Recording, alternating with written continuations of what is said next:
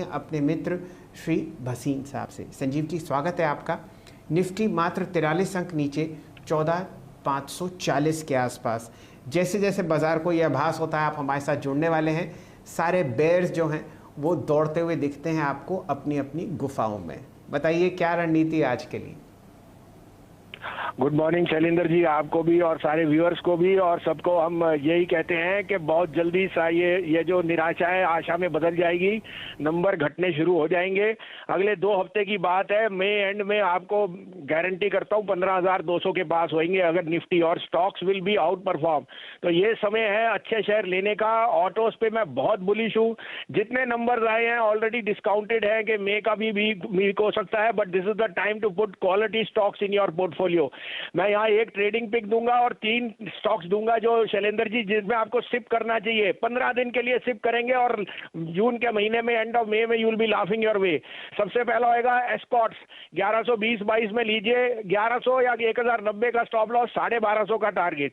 दूसरा होएगा टेक महिंद्रा, यहाँ पे 960 और 65 में इकट्ठा कीजिए, 1035 का टारगेट, 1040 का टारगेट। और तीसरा है HDFC bank. Unquestionably, it will be the largest gainer of everything on NIMs and deposits. Buy HDFC Bank around this 1380 to 1400. Do a SIP for the next 15 days. You will be richly rewarded. आज का trading pick है IOC, 90.5 पौने 91 में लीजिए, 88 का stop loss है, 97 to 98 का target. और आपको मैंने एस्कॉर्ट्स बोल ही दिया है। I am very very bullish on the tractor sales because they will be such a pent up demand in the coming weeks and months where the inventory will be, they will be, and they've already raised prices, so margins will be very very strong for the likes of Escorts and Mahindra.